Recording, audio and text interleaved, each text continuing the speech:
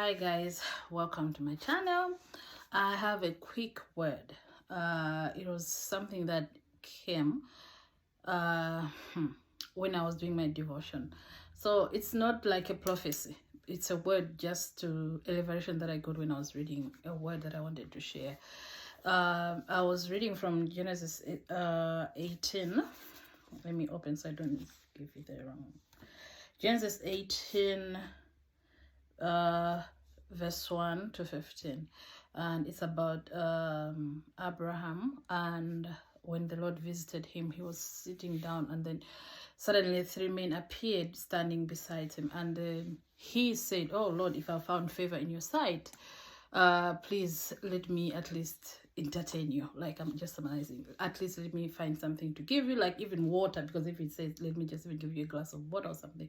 So the three men were like, "Oh, okay." So he rushes to the tent and tells Sarah, "Please prepare this, kneaded bread." And he goes to get a calf from the, what do you call it, head, whatever, gets a calf. He made even curd from the milk, and everything else serves the three men. And while they were there, they were eating, he was standing somewhere besides them now. And then one of them said, "Where's your wife?" Abraham says, "Oh, she's in the tent." And then he says, "Next year, this time next year, I'll come back and she'll have a son." Sarah was hearing from the tent, and she laughed because she was like, me, an old woman like me, like, why? Anyhow, so the revelation that I got, it was not just from the normal story that we hear about Abraham and Sarah, and they start laughing, and then even after that, she'll even give the name to the child Isaac to say, "God has made me laugh." No, this part, when I was reading, it's on, yeah, that verse where the angel is asking, "Where is Sarah?" and what I got was how Abraham entertained these people. To me, I got from the part to say, at first when they came, when they just appeared to him, they were now going. To be straight, let's read the actual words, so you get the point where I got the revelation that I'm talking about. These things we're missing out because we don't have the heart of serving. We don't have the heart to entertain people. Not just mainly entertaining, but when you acknowledge the presence of God, like, you have to do something. I was raised in churches where, in a church, not churches, but like the church that I grew up in, where you acknowledge, like, you know how sometimes when the preacher is even preaching the word, like, you actually know, this word is mine, or I'm claiming this word. You go even and put like money in the basket or something, say, "I'm claiming this and I'm putting a seed," because we are those people that believe in seed and harvest, like, because the Bible says as long as the earth remains, there will always be seed time and what, harvest time. Okay, so I got it. I was reading Journaling Bible, guys. I love this Bible. Like, I've already started mapping out and highlighting most of the parts. Anyhow, so 18. The Lord appeared to Abraham near the great trees of Mamre while he was sitting at the entrance of his tent. So it's like at the entrance of his house, the gate, or whatever you can call it, in the heat of the day. Abraham looked up and saw three men standing nearby. When he saw them, he hurried from the entrance of his tent to meet them, and bowed low to the ground. He said, "If I have found favor in your sight, in your eyes, my Lord, do not pass your servant by. Let a little water be brought, and then you may wash your feet and rest under this tree. Let me get you something to eat, so you can be refreshed and then go your way. Now that you have come to your servant." "Very well," they said. They answered, "Do as you say." Like, guys, like, I got a way different revelation from this to say how these people, I think, if he didn't approach them, they were going, because they were passing, they were going somewhere, but he rushed to them, he ran to them and said, "You can't just pass.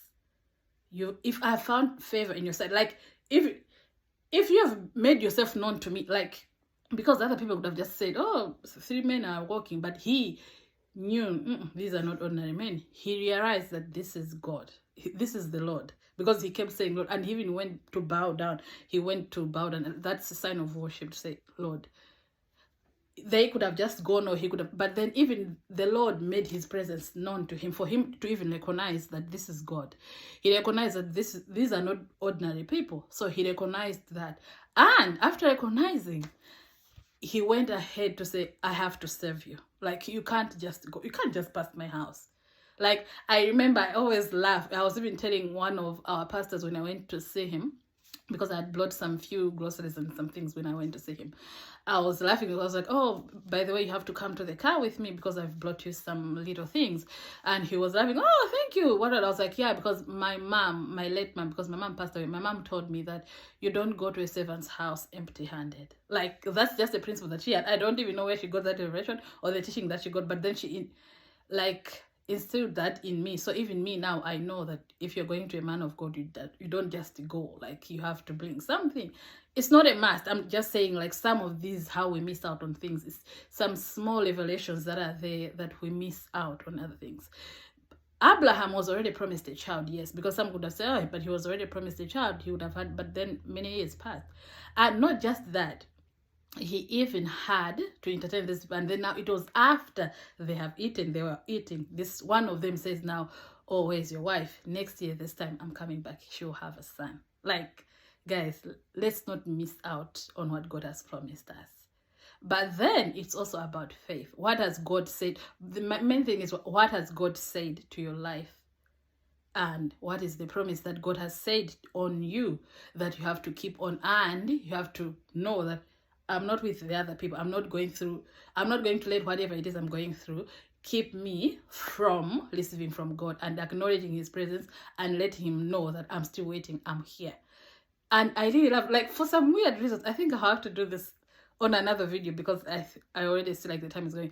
The way it was so connected to that story about the Shunammite woman. You know how it was the wife telling the husband, say, okay, this man, who is always passing by to come and do ministry here, let's build a house for him. Like, so they build an upper room, not house, an upper room on their house. So it was after that, now when they were, he was with his, what was the servant's guy's name? Gehazi? I think, sorry guys, I forgot. But he speaks to him, he said, oh, what do you think we can do for this woman? And then he was like, I think they don't have a child. And then he calls her and tells him, prophesies or gives a promise to him to say, by next year, this time you have a child, you have a son and all that. And that word was spoken to that woman. It was after. I'm not saying it's about give and take, because just to be honest, God has already given us Christ, who came to die for us. And that's the thing, he has already given us the greatest gift of them all.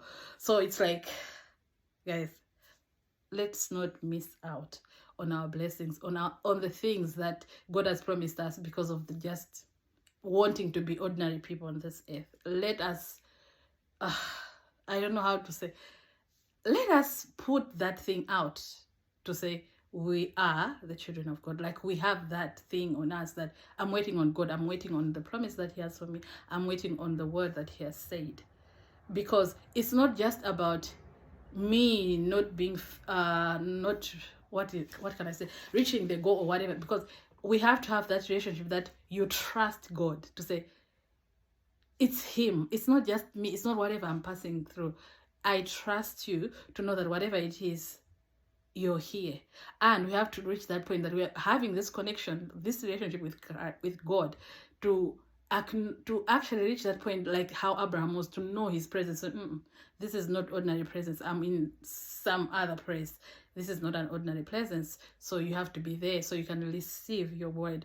And I love how Sarah laughed and all that. But then after it all, she too, because the word was promised to Abraham, you have a child. But then even said Sarah will be the mother of the many nations and all that. She believed, because I think it's that part as well. Because that's how, you guys, it's even important.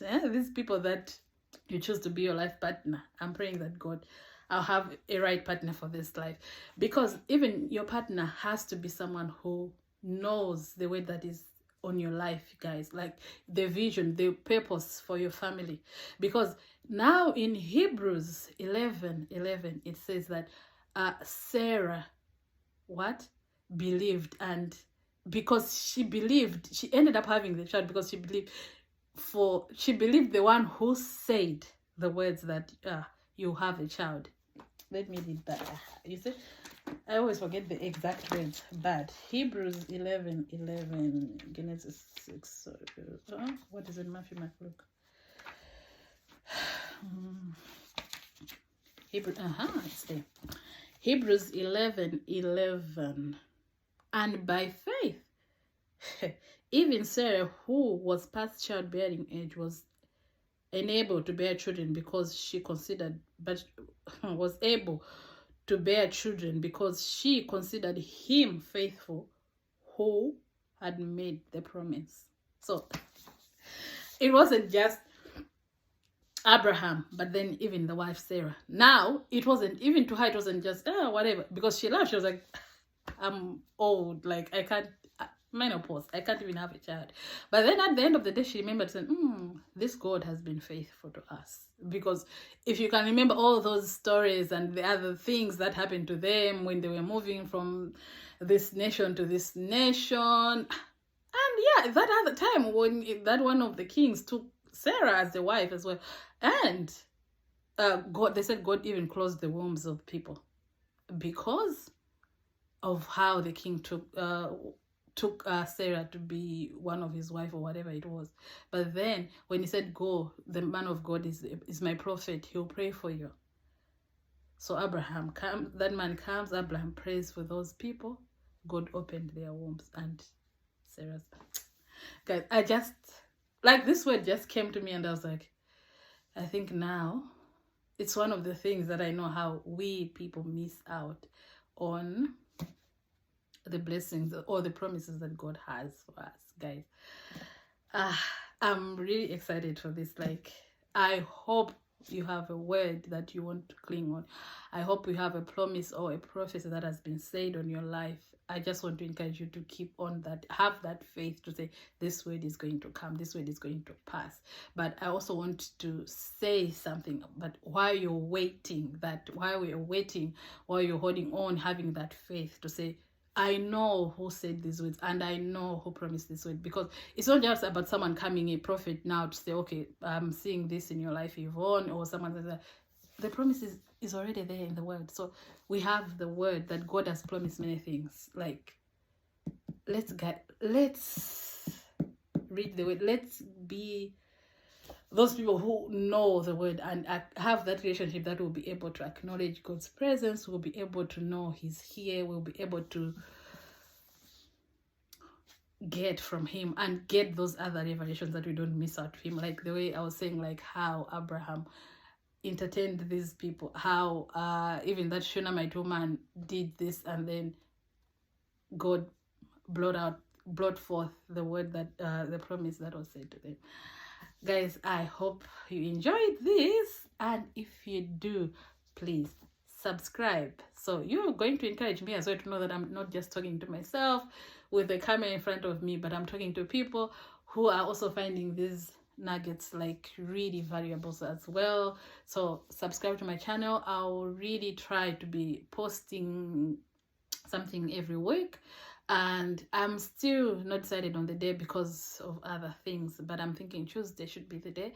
So I'll see, and then I'll let you guys know. But then yeah, subscribe to my channel and like, share, and also comment on other things that you feel like you could also you have gotten from the same word from Genesis 18 verse 1 to 15. So you can also go and read up to down there, read more. I actually got this verse when I was reading my normal devotion that I got from something else, and then just there were a lot of verses, but then this verse had this revelation to me. So I hope this will encourage you guys to also read the word for yourself. Find something, a word that you can cling on to say, this is a promise to my life and I'm clinging on, or this is what I want from God. So while you're praying as well, you use that word to say, this you've promised God, I'm waiting on you on this word. So I hope you're having a great day, great week, or whatever time it is where you're living. Where I'm living, it's now evening. So have a great day and